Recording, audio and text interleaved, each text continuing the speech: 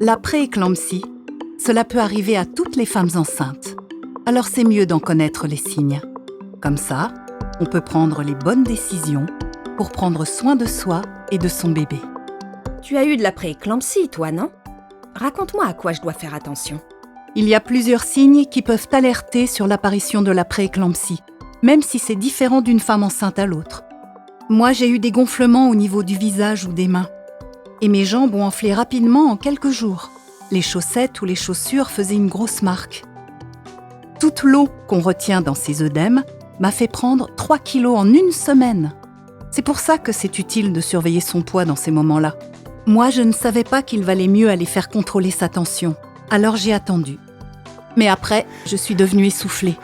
J'avais du mal à bien respirer, à reprendre mon souffle, pour des choses que je faisais d'habitude sans difficulté quelques jours auparavant.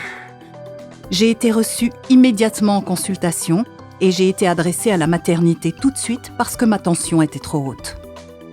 Pour mon amie Noémie, qui a fait une prééclampsie elle aussi, c'était pas la même chose. Elle a eu mal à la tête, ça passait pas, même avec les cachets contre la douleur. C'était différent, ça a duré. Et à des moments, elle voyait même un peu trouble, avec des points devant les yeux, comme des mouches qui volent. Elle a téléphoné pour un conseil et on lui a dit de venir directement à la maternité. C'était nécessaire, car sa tension artérielle était vraiment haute, elle aussi. Merci de ces conseils. Ça fait un peu peur, mais au moins, j'y penserai si ça arrive. Est-ce qu'il y a encore d'autres signes qui doivent m'alerter? À l'hôpital, j'ai discuté avec une autre femme qui était surveillée comme moi pour la prééclampsie. Elle avait eu tout à coup des vomissements alors qu'elle n'en avait plus depuis le 3e mois. Elle n'avait rien mangé de particulier et c'était la seule de sa famille à être malade. Elle a eu aussi d'un coup une douleur forte en haut du ventre, un peu à droite, qui a duré plus d'une demi-heure sans pause. C'était pas des contractions.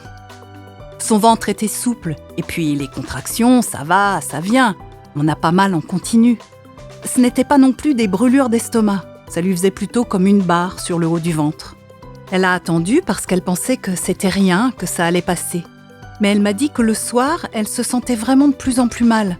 Même si c'était la nuit, elle est venue à la maternité.